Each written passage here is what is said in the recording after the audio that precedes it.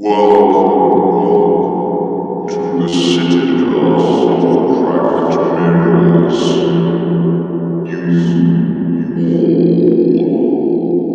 Brave souls. I am Magus-Rex. Steel hearts, minds, and souls with immediacy for a story of unimaginable, unspeakable dread and terror is to follow.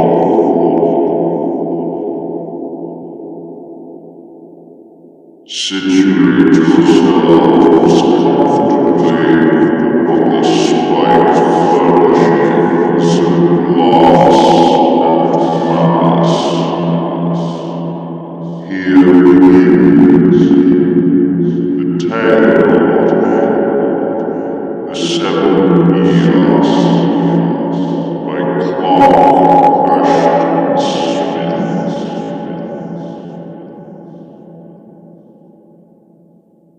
The Lord Ralibar Vuz, High Magistrate of Comar and third cousin to King Humquat, had gone forth with 26 of his most valorous retainers, in quest of such game as was afforded by the Black Aglophian Mountains. Leaving to lesser sportsmen the great sloths and vampire bats of the intermediate jungle, as well as the small but noxious Dinosauria, Ralibar Vuz and his followers had pushed rapidly ahead and had covered the distance between the Hyperborean capital and their objective in a day's march. The glassy soars and grim ramparts of Mount Voormithadreth, highest and most formidable of the Aglophians, had beetled above them, walling the pleasantries of sunset wholly from view.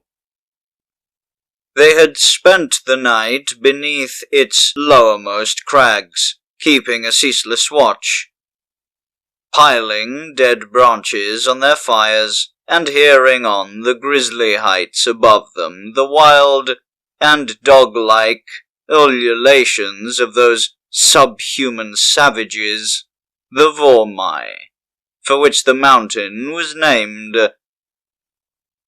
Also they heard the bellowing of an alpine catoblepus, pursued by the Vormai, and the mad snarling of a saber-toothed tiger assailed and dragged down, and Ralibar Vuz had deemed that these noises boded well for the morrow's hunting. He and his men rose betimes, and having breakfasted on their provisions of dried bear meat and dark sour wine that was noted for its invigorative qualities, they began immediately the ascent of the mountain, whose upper precipices were hollow with caves occupied by the Vormai. Ralibar Vuz had hunted these creatures before, and a certain room of his house in Comar was arrayed with their thick and shaggy pelts.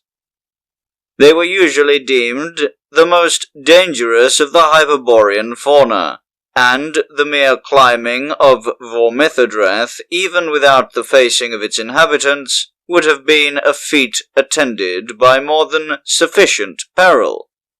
But Ralibar Vuz, having tasted of such sport, could now satisfy himself with nothing tamer. He and his followers were well armed and accoutred.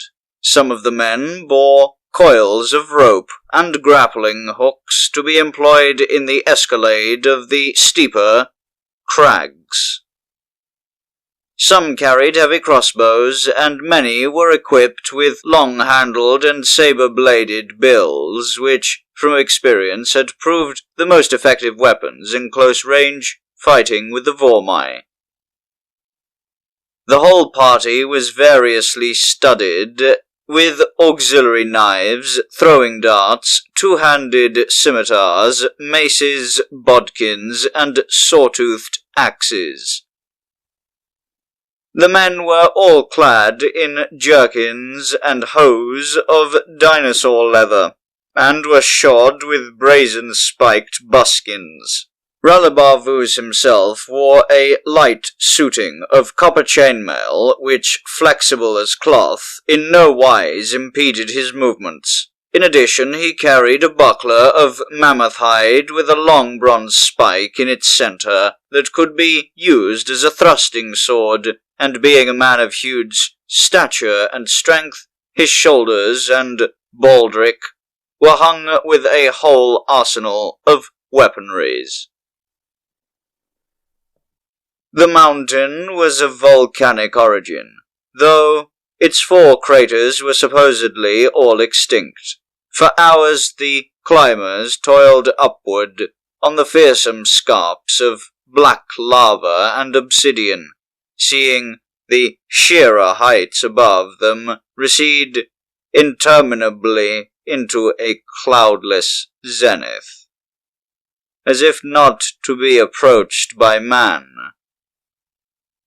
Far faster than they, the sun climbed, blazing torridly upon them, and heating the rocks till their hands were scorched as if by the walls of a furnace.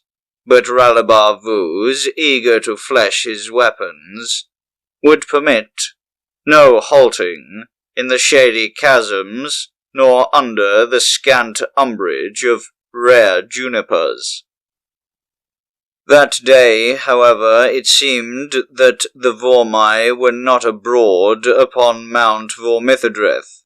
No doubt they had feasted too well during the night, when their hunting cries had been heard by the Comorians. Perhaps it would be necessary to invade the warren of caves in the loftier crags, a procedure none too palatable even for a sportsman of such hardihood as Ralabar. Few of these caverns could be reached by men without the use of ropes, and the Vormai, who were possessed of quasi-human cunning, would hurl blocks and rubble upon the heads of the assailants. Most of the caves were narrow and darksome, thus putting at a grave disadvantage the hunters who entered them, and the Vormai would fight redoubtably in defense of their young and their females, who dwelt in the inner recesses, and the females were fiercer and more pernicious, if possible, than the males. Such matters as these were debated by Ralabar and his henchmen, as the escalade became more arduous and hazardous, and they saw far above them the pitted mouths of the lower dens.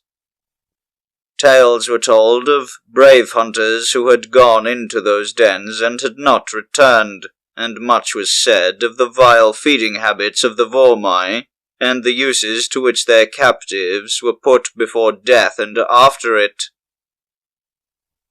Also much was said regarding the genesis of the Vormai, who were popularly believed to be the offspring of women and certain atrocious creatures that had come forth in primal days from a tenebrous cavern world in the bowels of Voormithadreth. Somewhere beneath that four-coned mountain, the sluggish and baleful god Tsathoggua, who had come down from Saturn in years immediately following the Earth's creation, was fabled to reside, and during the rite of worship at his black altars, the devotees were always careful to orient themselves toward Voormithadreth. Other and more doubtful beings than Tsathoggua slept below the extinct volcanoes, or ranged and ravined throughout that hidden underworld. But of these beings few men, other than the more adept or abandoned wizards, professed to know anything at all.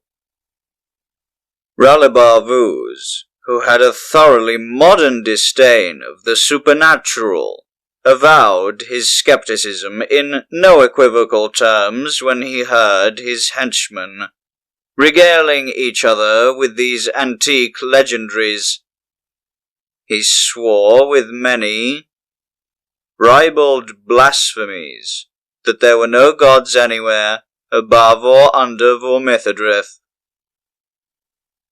As for the Vormai themselves, they were indeed a misbegotten species, but it was hardly necessary in explaining their generation to go beyond the familiar laws of nature. They were merely the remnant of a low and degraded tribe of aborigines, who, sinking further into brutehood, had sought refuge in those volcanic vastnesses after the coming of the true Hyperboreans. Certain grizzled veterans of the party shook their heads, and muttered at these heresies, but because of their respect for the high rank and prowess of Ralabar-Vuz, they did not venture to gainsay him openly. After several hours of heroic climbing, the hunters came within measurable distance of those nether caves. Below them now, in a vast and dizzying prospect, were the wooded hills and fair, fertile plains of Hyperborea. They were alone in a world of black, raven rock, with innumerable precipices and chasms above, beneath, and on all sides. Directly overhead, in the face of an almost perpendicular cliff, were three of the cavern mouths, which had the aspect of volcanic fumaroles. Much of the cliff was glazed with obsidian, and there were few ledges or hand grips. It seemed that even the Vormai, agile as apes, could scarcely climb that wall, and Ralabar-Vuz, after studying it with a strategic eye, decided that the only feasible approach to the dens was from above. A diagonal crack running from a shelf just below them to the summit, no doubt, afforded ingress and egress to their occupants. First, however, it was necessary to gain the precipice above, a difficult and precarious feat in itself. At one side of the long talus on which the hunters were standing, there was a chimney that wound upward in the wall, ceasing 30 feet from the top and leaving a sheer, smooth surface. Working along the chimney to its upper end, a good alpinist could hurl his rope and grappling hook to the summit edge. The advisability of bettering their present vantage was now emphasized by a shower of stones and offal from the caverns. They noted certain human relics, well gnawed and decayed, amid the offal. Ralabar-Vuz, animated by wrath against these miscreants, as well as by the fervour of the huntsman, led his 26 followers in the escalade. He soon reached the chimney's termination, where a slanting ledge offered bare foothold at one side. After the third cast, his rope held, and he went up hand over hand to the precipice. He found himself on a broad and comparatively level-topped buttress of the lowest cone of Voormithadreth, which still rose for 2,000 feet above him like a steep pyramid. Before him, on the buttress, the black lava stone was gnarled into numberless low ridges and strange masses like the pedestals of gigantic columns. Dry, scanty grasses and withered alpine flowers grew here and there, in shallow basins of darkish soil, and a few cedars, levin, struck or stunted, had taken root in the fissured rock. Amid the black ridges, and seemingly close at hand, a thread of pale smoke ascended, serpentining oddly in the still air of noon, and reaching an unbelievable height ere it vanished. Rallibar-Vuz inferred that the buttress was inhabited by some person nearer to civilized humanity than the Vormai, who were quite ignorant of the use of fire. Surprised by this discovery, he did not wait for his men to join him, but started off at once to investigate the source of the curling smoke thread. He had deemed it merely a few steps away, behind the first of those grotesque furrows of lava, but evidently he had been deceived in this, for he climbed ridge after ridge, and rounded many broad and curious dolmens and great dolomites, which rose inexplicably before him where, an instant previous, he had thought there were only ordinary boulders. And still the pale, sinuous wisp went skyward at the same seeming interval. Rallibar-Vuz, High Magistrate and redoubtable hunter, was both puzzled and irritated by this behavior of the smoke. Likewise, the aspect of the rocks around him was disconcertingly and unpleasantly deceitful. He was wasting too much time in an exploration idle and quite foreign to the real business of the day. But it was not his nature to abandon any enterprise, no matter how trivial, without reaching the set goal. Hailing loudly to his men, who must have climbed the cliff by now, he went on toward the elusive smoke. It seemed to him, once or twice, that he heard the answering shouts of his followers, very faint and indistinct, as if across some mile-wide chasm. Again he called lustily, but this time there was no audible reply. Going a little farther, he began to detect among the rocks beside him a peculiar conversational droning and muttering in which 4 or 5 different voices appeared to take part. Seemingly they were much nearer at hand than the smoke, which had now receded into a mirage. One of the voices was clearly that of a Hyperborean, but the others possessed a timbre and accent which Rallibar-Vuz, in spite of his varied ethnic knowledge, could not associate with any branch or subdivision of mankind. They affected his ears in a most unpleasant fashion, suggesting by turns the hum of great insects, the murmurs of fire and water, and the rasping of metal. Rallibar-Vuz emitted a hearty and somewhat ireful bellow to announce his coming to whatever persons were convened amid the rocks. His weapons and accoutrements clattering loudly, he scrambled over a sharp lava ridge toward the voices. Topping the ridge, he looked down on a scene that was both mysterious and unexpected. Below him, in a circular hollow, there stood a rude hut of boulders and stone fragments, roofed with cedar boughs. In front of this hovel, on a large flat block of obsidian, a fire burned with flames, alternately blue, green, and white, and from it rose the pale, thin spiral of smoke, whose situation had eluded him so strangely.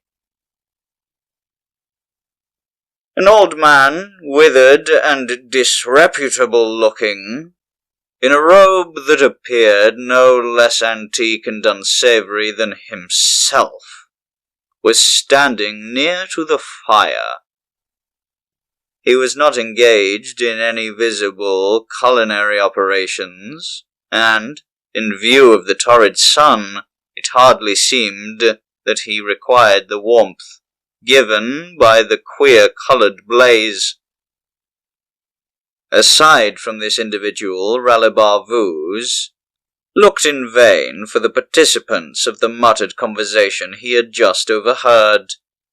He thought there was an evanescent fluttering of dim, grotesque shadows around the obsidian block. But the shadows faded and vanished in an instant, and since there were no objects or beings that could have cast them, Ralibar Vuz deemed that he had been victimized by another of those highly disagreeable optic illusions, in which that part of the mountain Voormithadreth seemed to abound. The old man eyed the hunter with a fiery gaze, and began to curse him in fluent but somewhat archaic diction as he descended into the hollow. At the same time, a lizard-tailed and sooty-feathered bird, which seemed to belong to some night-flying species of Archaeopteryx, began to snap its toothed beak and flap its digited wings on the objectionably sharpened stela that served it for a perch. This stela, standing on the left side of the fire, and very close to it, had not been perceived by Ralibar Vuz at first glance. "May the Orager of Demons bemire you from heel to crow," cried the venomous ancient. "O lumbering, bawling idiot, you have ruined a most promising and important evocation. How you came here I cannot imagine. I have surrounded this place with 12 circles of illusion, whose effect is multiplied by their myriad intersections, and the chance that any intruder would ever find his way to my abode was mathematically small and insignificant.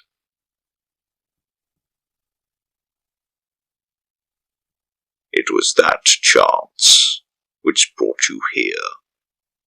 For they that you have frightened away will not return until the high stars repeat a certain rare and quickly passing conjunction, and much wisdom is lost to me in the interim."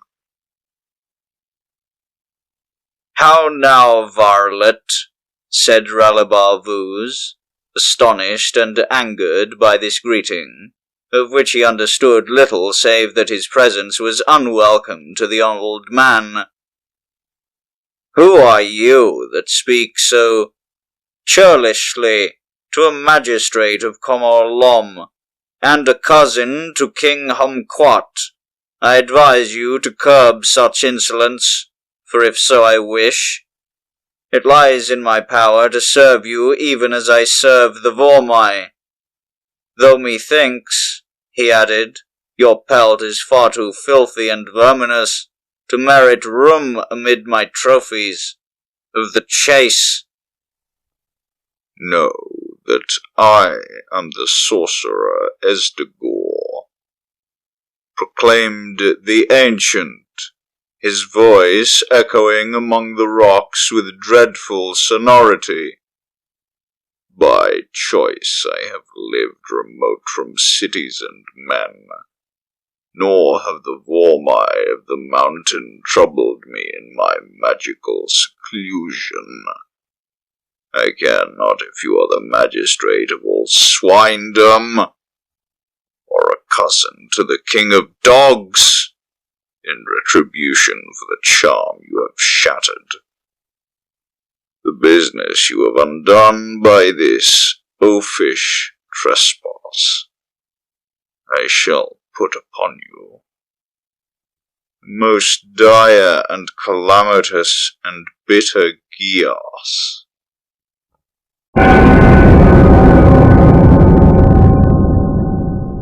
You speak in terms of outmoded superstition, said Ralabavuz, who was impressed against his will by the weighty oratorical style in which Tsathoggua had delivered these periods. The old man seemed not to hear him. Hearken then to your Geas, O Ralabavuz, he fulminated. For this is the Geas that you must cast aside all your weapons and go unarmed into the dens of the Vormai, and fighting bare-handed against the Vormai and against their females and their young. You must win to that secret cave in the bowels of Voormithadreth, beyond the dens, wherein abides from eldermost eons the god Tsathoggua. You shall know Tsathoggua by his great girth and his bat-like furriness, and the look of a sleepy black toad which he has eternally. He will rise not from his place even in the ravening of hunger, but will wait in divine slothfulness for the sacrifice. And, going close to Lord Tsathoggua, you must say to him, I am the blood offering sent by the sorcerer Tsathoggua.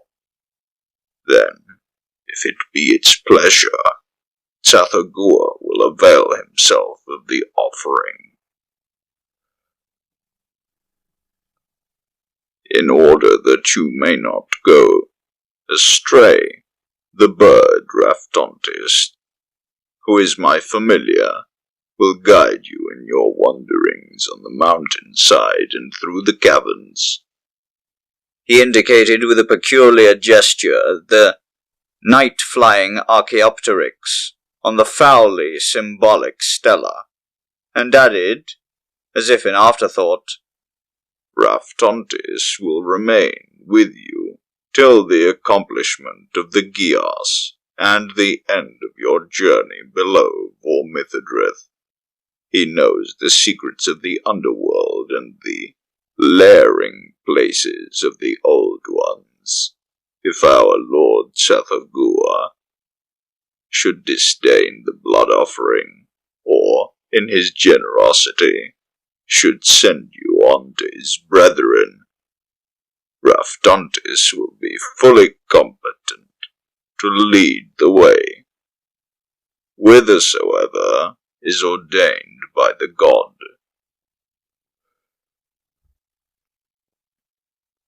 Ralabavuz found himself unable to answer this more than outrageous peroration in the style which it manifestly deserved.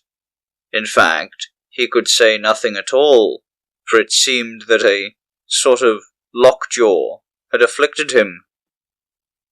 Moreover, to his exceeding terror and bewilderment, this vocal paralysis was accompanied by certain involuntary movements of a most alarming type. With a sense of nightmare compulsion, together with the horror of one who feels that he is going mad, he began to divest himself of the various weapons which he carried. His bladed buckler, his mace, broadsword, hunting rifle, axe, and needle-tipped anlace jingled on the ground before the obsidian block. I shall permit you to retain your helmet and body armor, said Tsathoggua at this juncture. Otherwise, I fear that you will not reach Tsathoggua in the state of corporeal intactness proper for a sacrifice. The teeth and nails of the Vormai are sharp, even as their appetites.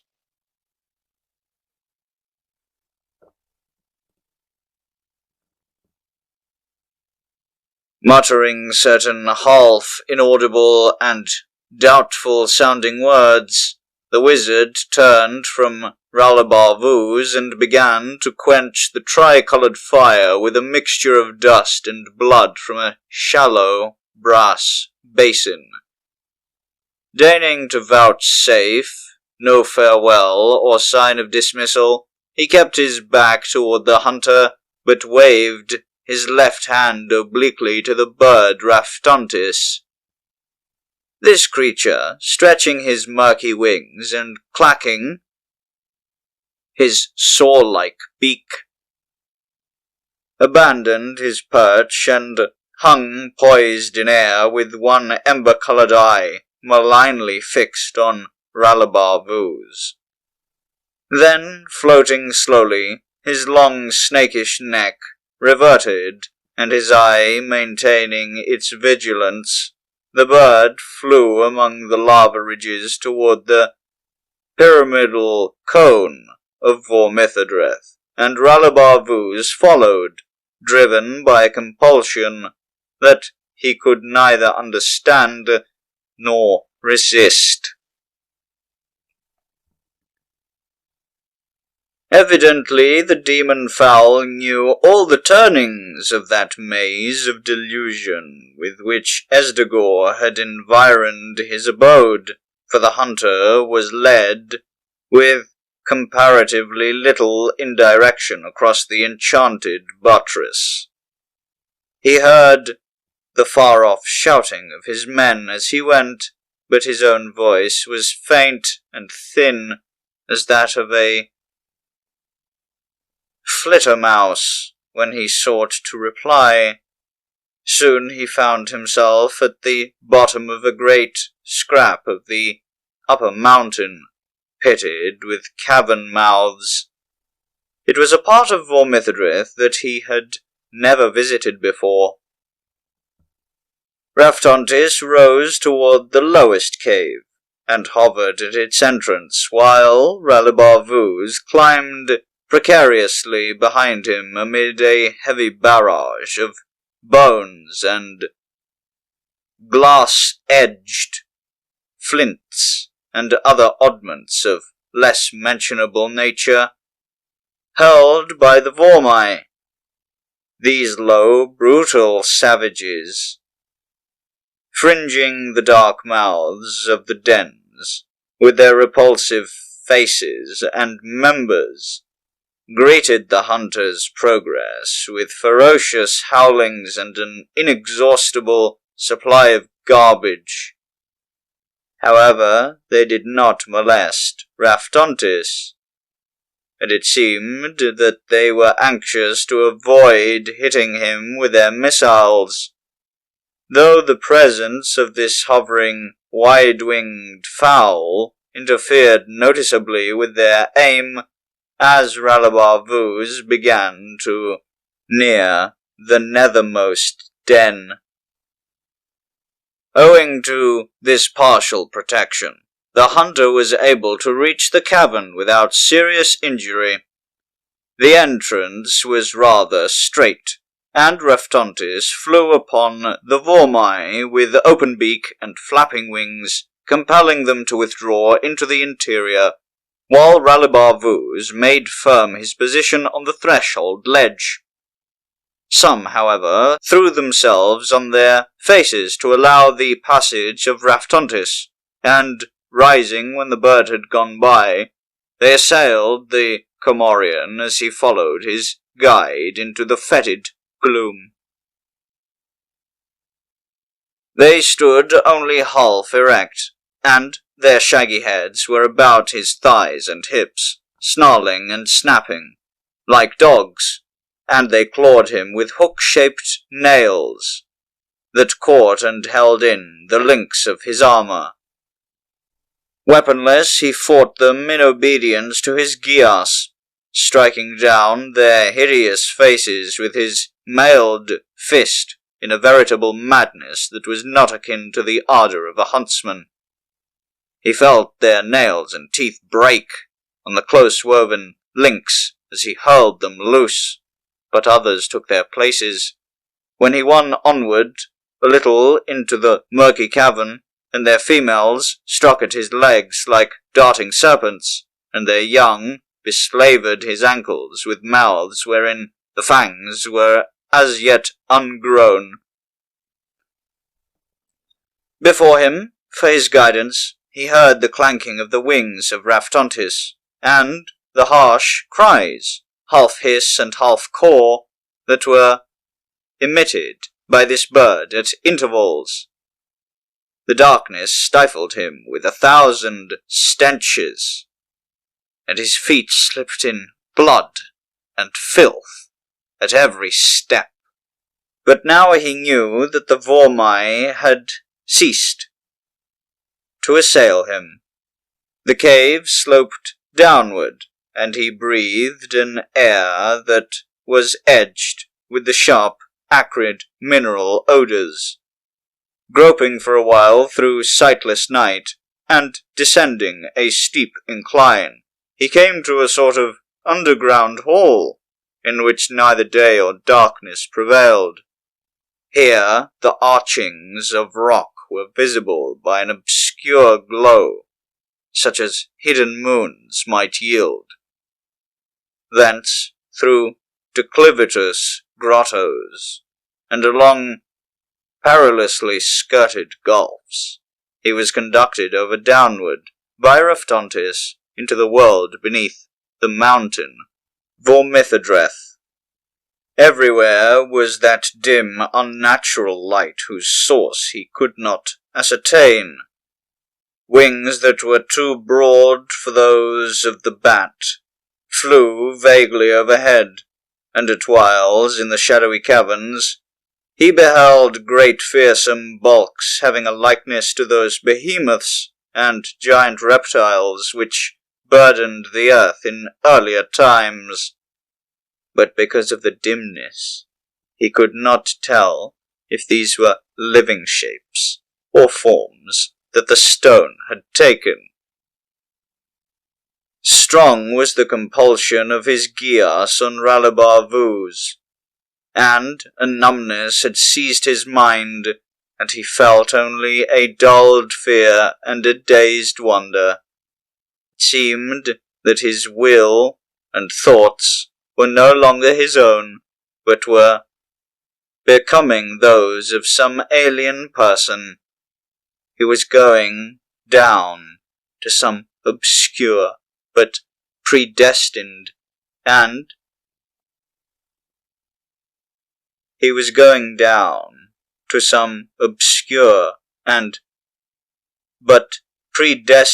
end by a route that was darksome but foreknown. At last the bird Raftontis paused and hovered significantly in a cave distinguished from the others by a most evil potpourri of smells. Ralabar Vuz deemed at first that the cave was empty. Going forward to join Raftontis, he stumbled over certain attenuated remnants on the floor, which appeared to be the skin-clad skeletons of men and various animals. Then, following the coal-bright gaze of the demon bird, he discerned in a dark recess the formless bulking of a couchant mass, and the mass stirred a little at his approach, and put forth with infinite slothfulness a huge and toad-shaped head. And the head opened its eyes very slightly, as if half awakened from slumber, so that they were visible as two slits of oozing phosphor in the black, browless face. Ralabar Vuz perceived an odour of fresh blood amid the many fetters that rose to besiege his nostrils.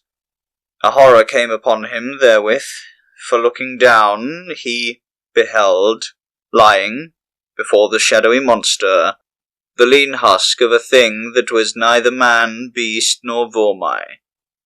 He stood hesitant, fearing to go closer, yet powerless to retreat.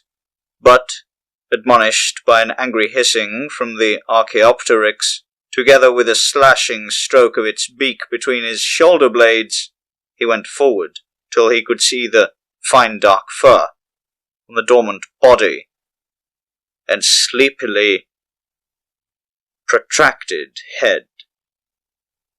With new horror and a sense of hideous doom, he heard his own voice speaking without volition. "O Lord Tsathoggua, I am the blood offering sent by the sorcerer Esdegor." There was a sluggish inclination of the toad-like head, and the eyes opened a little wider, and light flowed from them in viscous tricklings on the creased underlids. Then Ralebar-Vuz seemed to hear a deep, rumbling sound, but he knew not whether it reverberated in the dusky air or in his own mind, and the sound shaped itself, albeit uncouthly, into syllables and words.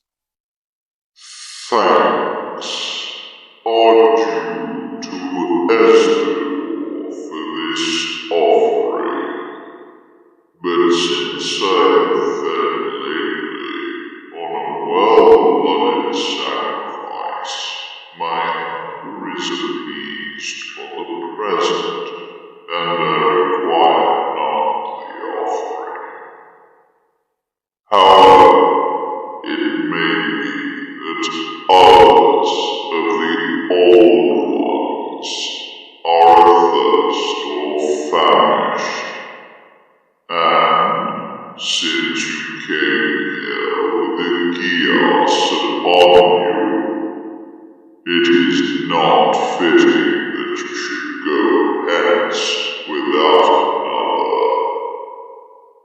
So I place you under this Geas.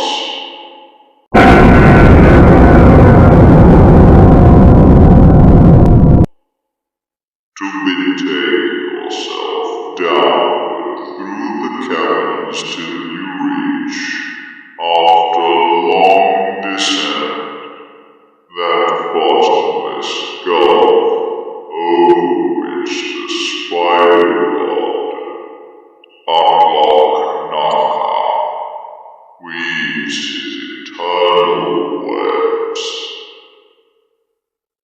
And there, owing to Atlach-Nacha, you must say, I am the gift sent by Tsathoggua. So, with Reftontist leading him, Ralebar-Vuz departed from the presence of Tsathoggua by another route than that which had brought him there. The way steepened more and more, and it ran through chambers that were too vast for the searching of sight, and along precipices that fell sheer for an unknown distance to the black, sluggish form and somnolent murmur of underworld. Seas. At last, on the verge of a chasm whose farther shore was lost in darkness, the night-flying bird hung motionless with level wings and down-dropping tail, and saw that great webs were attached to it at intervals, seeming to span the gulf with their multiple crossing and reticulations of grey, rope-thick strands. Apart from these, the chasm was bridgeless. Far out on one of the webs he discerned a darksome form, big as a crouching man, but with long spider-like members. Then, like a dreamer who hears some nightmare sound, he heard his own voice crying loudly, "O Atlach-Nacha, I am the gift sent by Tsathoggua."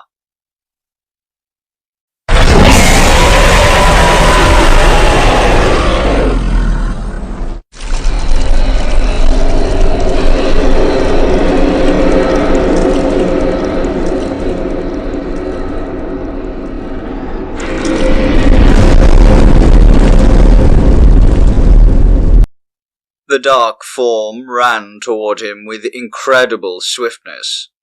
When it came near, he saw that there was a kind of face on the squat, ebon body, low down amid the several jointed legs. The face peered up with a weird expression of doubt and inquiry, and terror crawled through the veins of the bold huntsman as he met the small, crafty eyes that were circled about with hair.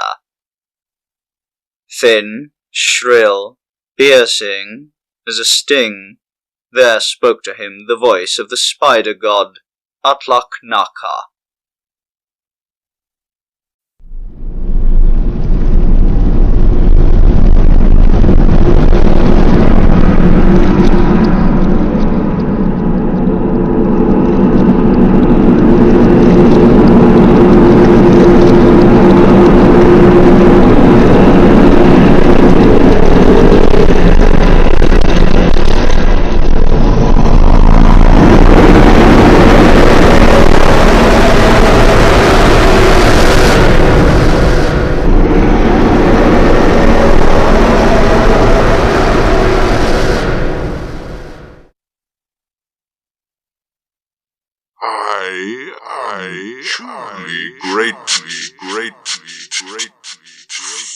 Full gift, but since there is no one else bridge this chasm, and since it turn it, he is required hard.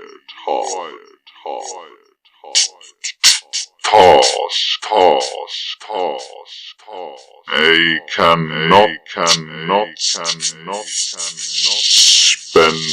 my time in extracting you from those curious shards of metal.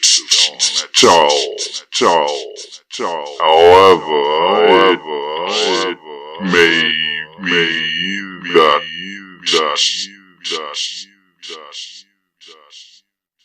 the anti-human sorcerer Hound who abides beyond the gulf in his palace of primal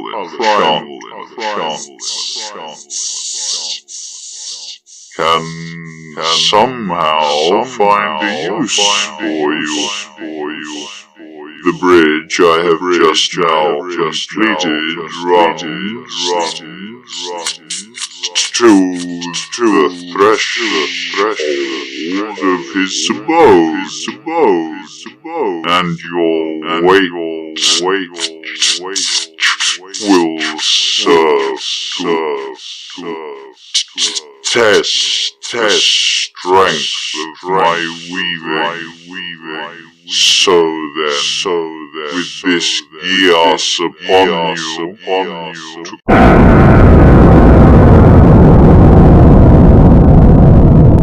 cross the bridge and present yourself before Boar, saying, Atlach-Nacha has sent me.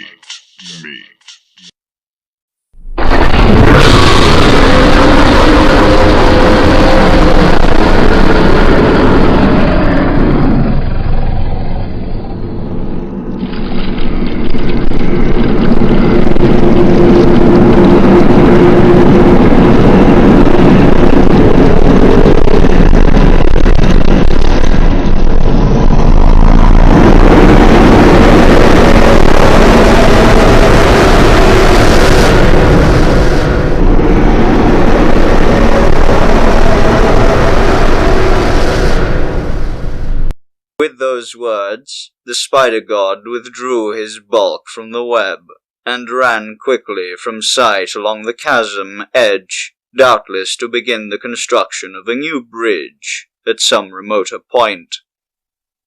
Though the third Geas was heavy and compulsive upon him, Ralabar-Vuz followed Raftontis, none too willingly, over the night-bound depths. The weaving of Atlach-Nacha was strong beneath his feet, giving and swaying only a little, but between the strands, in unfathomable space below, he seemed to descry the dim flittering of dragons with claw-tipped wings, and, like a seething of the darkness, fearful hulks without name appeared to heave and sink from moment to moment. However, he and his guide came presently to the gulf's opposite shore, where the web of Atlach-Nacha was joined to the lowest step of a mighty stairway. The stairs were guarded by a coiled snake whose mottlings were broad as buckles, and whose middle volumes exceeded in girth the body of a stout warrior. The horny tail of this serpent rattled like a sistrum, and he thrust forth an evil head with fangs that were long as bill-hooks. But seeing Raftontis, he drew his coils aside and permitted Ralabar-Vuz to ascend the steps. Thus, in fulfillment of the third Geas, the hunter entered the 1,000-columned palace of Haondor. Strange and silent were those halls, hewn from the grey, fundamental rock of earth. In them were faceless forms of smoke and mist that went uneasily to and fro, and statues representing monsters with myriad heads. In the vaults above, as it hung aloof in night, lamps burned with inverse flames that were like the combustion of ice and stone. A chill spirit of evil, ancient beyond all conception of man, was abroad in those halls, and horror and fear crept throughout them like invisible serpents unknotted from sleep. Threading the mazy chambers with the surety of one accustomed to all their windings, Raftontis conducted Ralabar-Vuz to a high room with whose walls described a circle, broken only by the one portal through which he entered. The room was empty of furnishment, save for a 5-pillared seat rising so far aloft without stairs or other means of approach that it seemed only a winged being could ever attain thereto. But on the seat was a figure shrouded with black, sable darkness, and having over its head and features a pall of grisly shadow. The bird Raftontis hovered ominously before the columned chair, and Ralabar-Vuz, in astonishment, heard a voice saying, "O Haondor, Atlach-Nacha has sent me." And not till the voice ceased speaking did he know it for his own. Did he know it for his own? For a long time the silence seemed infrangible. There was no stirring of the high-seated figure, but Ralabar-Vuz, peering trepidantly at the walls about him, beheld their former smoothness embossed with 1,000 faces, twisted and awry, like those of mad devils. The faces were thrust forward on necks that lengthened, and behind the necks, malshapen shoulders and bodies emerged inch by inch from the stone, craning toward the huntsman. And beneath his feet, the very floor was now cobbled with other faces, turning and tossing restlessly, and opening ever wider their demoniacal mouths and eyes. At last, the shrouded figure spoke, and though the words were of no mortal tongue, it seemed to the listener that he comprehended them darkly. I thank you to Atlach-Nacha for this news. If I hesitate, it is only because I am doubtful regarding what disposition I can make of you. My familiars, who crowd the walls and floors of this chamber, would devour you. All too ready, but you would serve on some morsel. On the whole, I believe that the best thing I can do is to send one to my allies, the serpent. They are signed to no ordinary attainment, and perhaps you might provide some special ingredients required their chemistries. Consider them.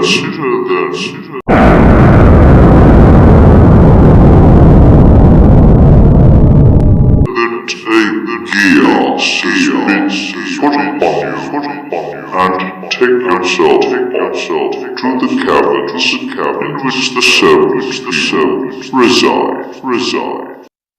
Obeying this injunction, Ralabar Vuz went down through the darkest strata of that primeval underworld, beneath the palace of Haondor. The guidance of Raftontis never failed him, and he came upon to the spacious caverns, in which the serpent men were busying themselves with a multitude of tasks. They walked lithely and sinuously erect on premammalian members, their pied and hairless bodies bending with great suppleness. There was a loud and constant hissing of formulae as they went to and fro. Some were smelting the black nether ores. Some were blowing molten obsidian into forms of flask and urn. Some were measuring chemicals. Others were decanting strange liquids and curious colloids. In their intense preoccupation, none of them seemed to notice the arrival of Ralabar Vuz and his guide. After the hunter had repeated many times the message given him by Haondor, one of the walking reptiles at last perceived his presence. This being eyed him with cold but highly disconcerting curiosity, and then emitted a sonorous hiss that was audible above all the noises of labour and converse. The other serpent men ceased their toil immediately, and began to crowd around Ralabar Vuz. From the tone of their sibilations, it seemed that there was much argument among them. Certain of their number sided close to the Comorian, touching his face and hands with their chill, scaly digits, and prying beneath his armor. He felt that they were anatomizing him with methodical minuteness. At the same time, he perceived that they paid no attention to Raftontis, who had perched himself on a large alembic. After a while, some of the chemists went away and returned quickly, bearing among them 2 great jars of glass filled with a clear liquid. In one of the jars there floated upright a well-developed and mature male Vormai. In the other, a large and equally perfect specimen of Hyperborean manhood, not without a sort of general likeness to Ralabarbus himself.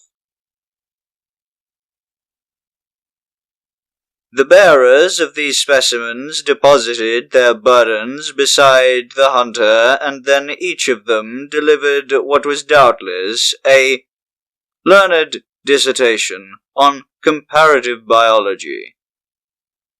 This series of lectures, unlike many such, was quite brief. At the end, the reptilian chemists returned to their various labors, and the jars were removed.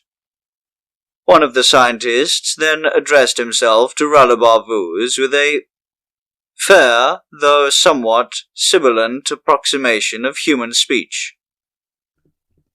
"It was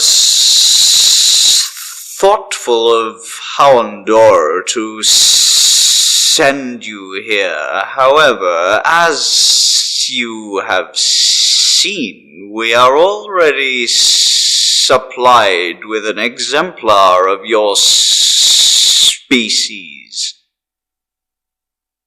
And in the past, we have thoroughly dissected others and have learned all that there is to learn regarding this very uncouth and aberrant life form. Also, since our chemistry is devoted almost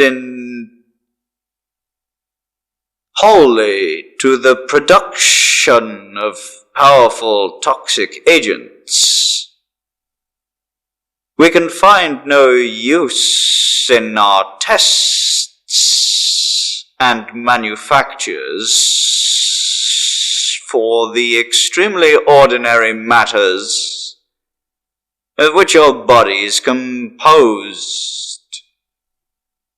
They are without pharmaceutical value.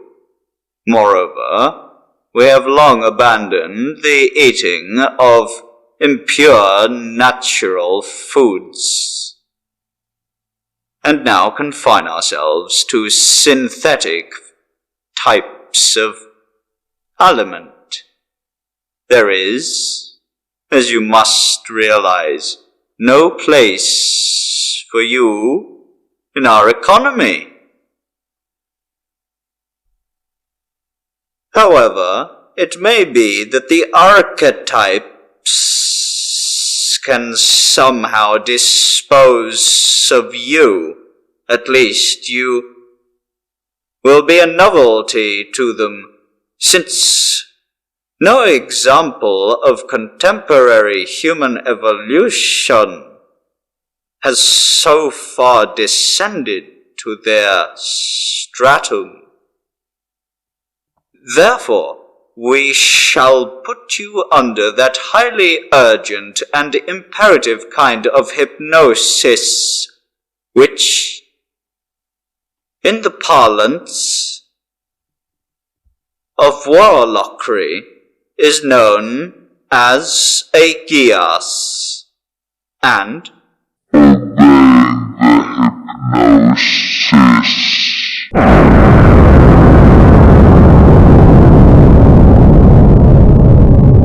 you will go down to the cavern of the archetypes.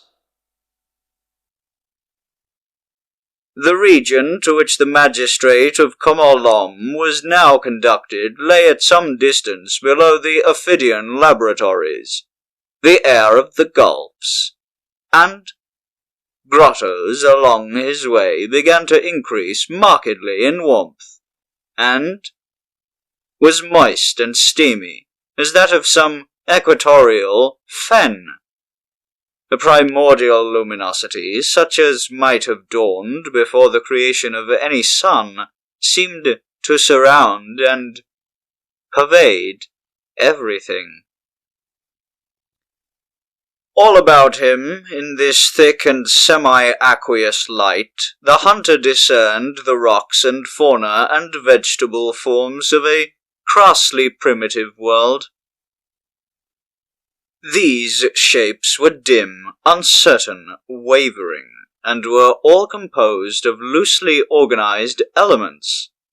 Even in this bizarre and more than doubtful terrain of the under-earth, Raftontis seemed wholly at home, and he flew on, amid the sketchy plants and cloudy-looking boulders, as if at no loss whatsoever in orienting himself.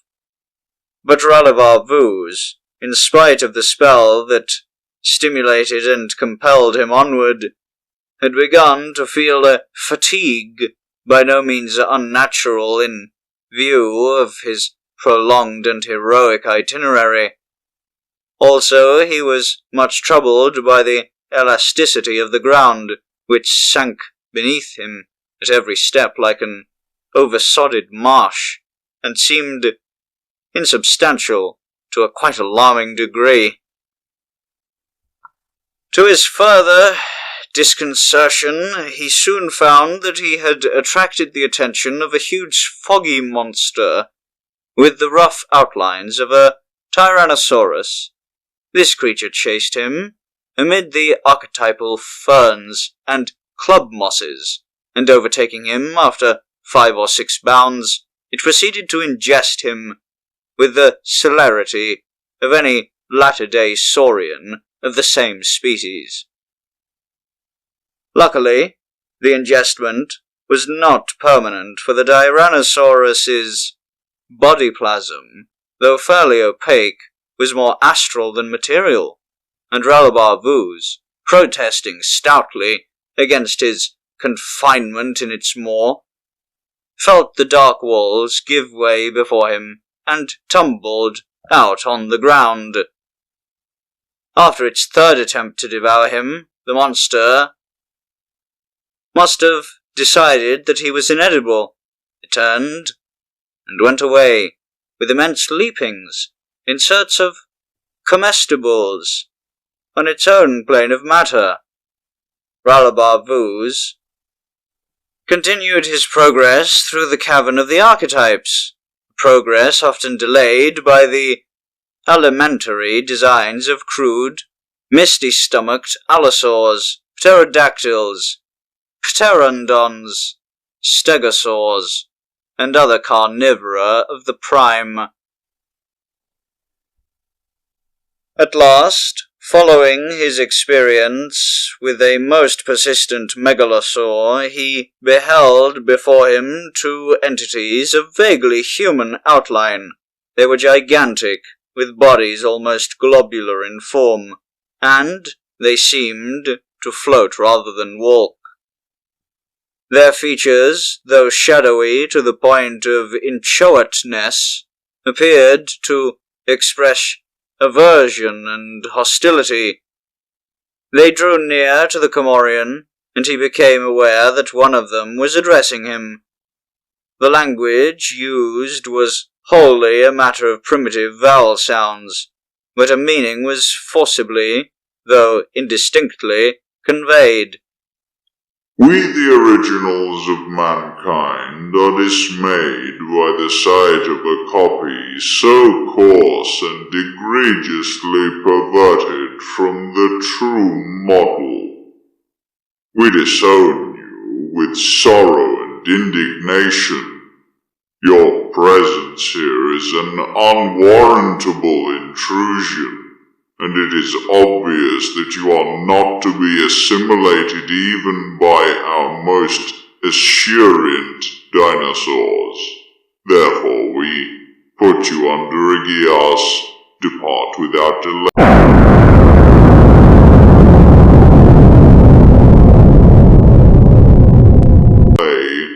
from the cavern of the archetypes, and seek out the slimy gulf in which Abhoth, father and mother of all cosmic uncleanness, eternally carries on its repugnant fission.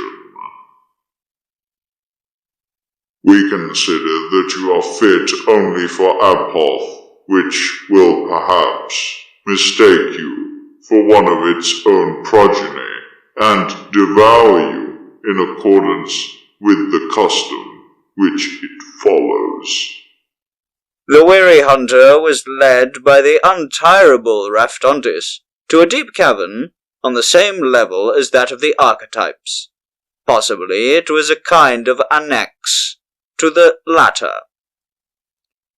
At any rate, the ground was much firmer there, even though the air was murkier, and Ralabar Vuz might have recovered a little of his customary aplomb if it had not been for the ungodly and disgusting creatures which he soon began to meet.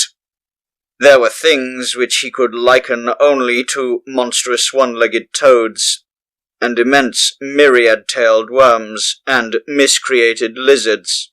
They came flopping or crawling through the gloom in a ceaseless procession, and there was no end to the loathsome morphologic variations which they displayed.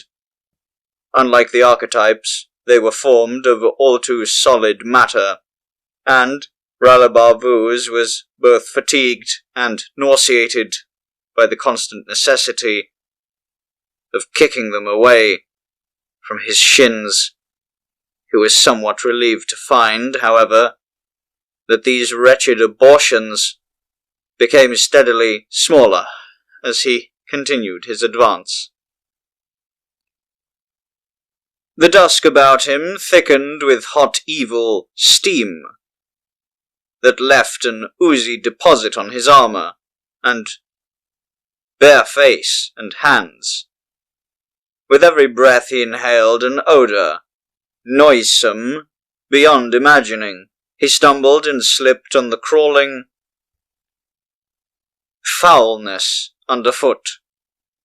Then, in that reeky twilight, he saw the pausing of Raftontis, and below the demoniac bird he descried a sort of pool with a margin of mud that was marled with obscene offal, and in the pool a greyish, horrid mass that nearly choked it from rim to rim. Here, it seemed, was the ultimate source of all miscreation and abomination, for the grey mass quabbed and quivered and swelled perpetually, and from it in manifold fission was spawned the anatomies that crept away on every side through the grotto.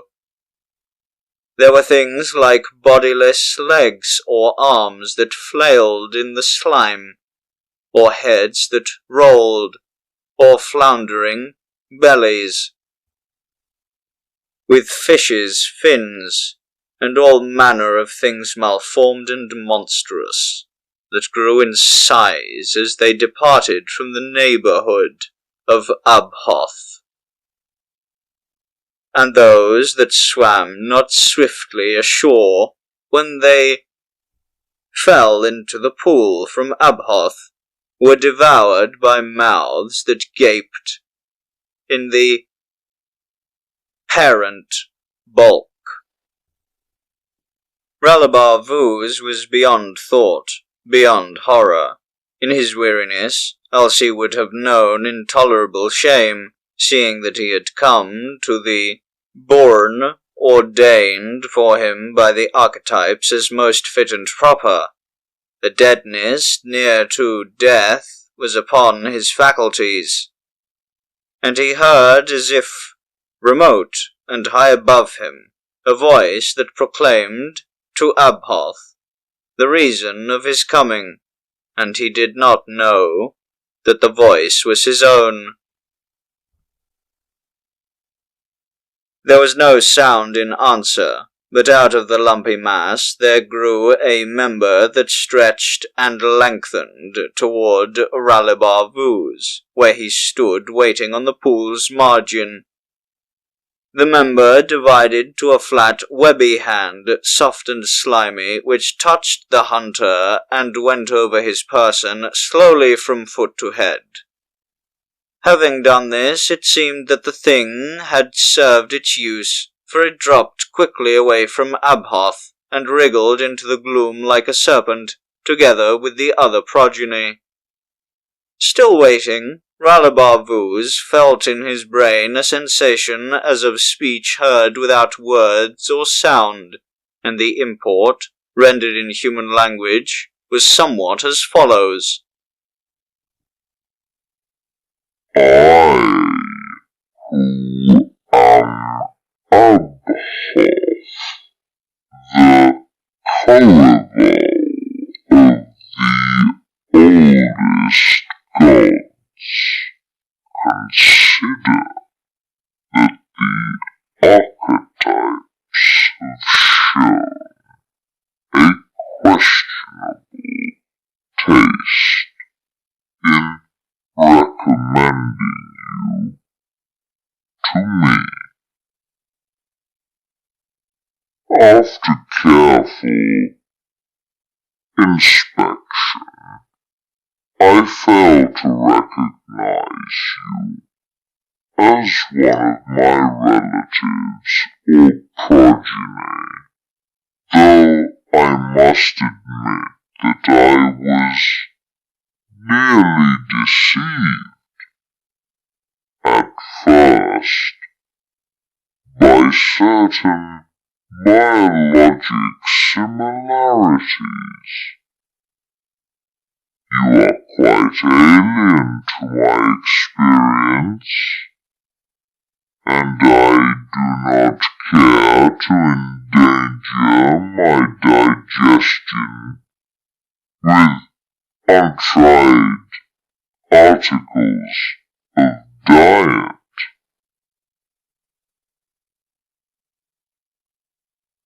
Who you are, or whence you have come, I cannot surmise, nor can I thank the archetypes for troubling the profound and placid fertility of my existence with a problem so vexatious as the one that you offer. Get hence, I adjure you. There is a bleak and drear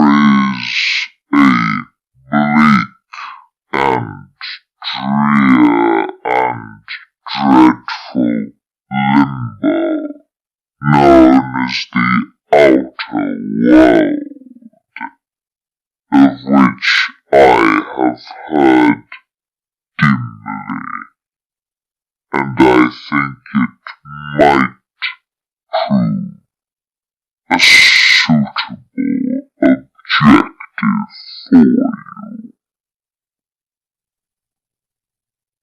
For your journey, I settle an urgent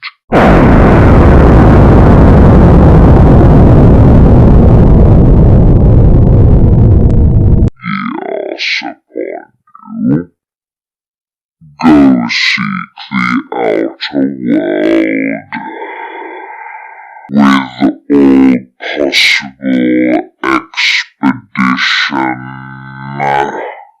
Apparently, Raftontis realized that it was beyond the physical powers of his charge to fulfill the seventh Geas without an interim of repose. He led the hunter to one of the numerous exits of the grotto inhabited by Abhoth, an exit giving on regions altogether unknown, opposite to the cavern of the archetypes. There, with significant gestures of his wings and beak, the bird indicated a sort of narrow alcove in the rock. The recess was dry and by no means uncomfortable as a sleeping place. Ralabar-Vuz was glad to lay himself down, and a black tide of slumber rolled upon him with the closing of his eyelids. Raftontis remained on guard before the alcove, discouraging with strokes of his bill the wandering progeny of Abhoth that tried to assail the sleeper.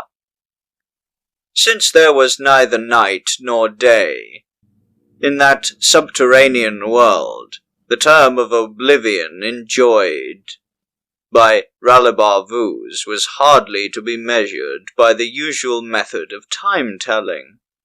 He was aroused by the noise of vigorously flapping wings, and saw beside him the fowl of Raftontis. The foul Raftontis, holding in his beak an unsavory object whose anatomy was that of a fish rather than anything else. Where or how he had caught this creature during his constant vigil was a more than dubious matter, but Ralabar-Vuz had fasted too long to be squeamish. He accepted and devoured the preferred breakfast without ceremony. Preferred breakfast without ceremony. After that, in conformity with the Geas laid upon him by Abhoth, he resumed his journey to the outer earth. The route chosen by Raftontis was presumably a shortcut. Anyhow, it was remote from the cloudy cave of the archetypes and the laboratories in which the serpent men pursued their arduous tolls and toxicological researches. Also, the enchanted palace of Haondor was omitted from the itinerary. But after a long, tedious climbing through a region of desolate crags and over a sort of underground plateau, the traveller came once more to the verge of that far-stretching, bottomless chasm, which was bridged only by the webs of the spider-god Atlach-Nacha. For some time past, he had hurried his pace because of certain of the progeny of Abhoth, who had followed him from the start, and had grown steadily bigger after the fashion of their kind, till they were now large as young tigers or bears. However, when he approached the nearest bridge, he saw that a ponderous and sloth-like entity preceding him had already begun to cross it. The posteriors of this being was studded with unamiable eyes, and Ralabar-Vuz was unsure for a little regarding its exact orientation.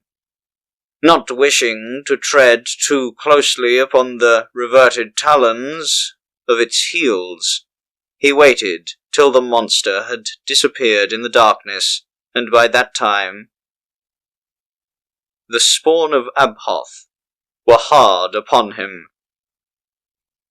Raftontis, with sharp, admonitory cawings, floated before him above the giant web, and he was impelled to a rash haste by the imminently slavering spouts of the dark abnormalities behind. Owing to such precipitancy, he failed to notice that the web had been weakened, and some of its strands, torn or stretched by the weight of the sloth-like monster. Coming in view of the chasm's opposite verge, he thought only of reaching it, and redoubled his pace, but at this point the web gave way beneath him. He caught wildly at the broken, dangling strands, but could not arrest his fall. With several pieces of Atlach-Nacha's weaving clutched in his fingers, he was precipitated into that gulf which no one had ever voluntarily tried to plumb. This, unfortunately, was a contingency that had not been provided against by the terms of the 7th Geas. Oh, no!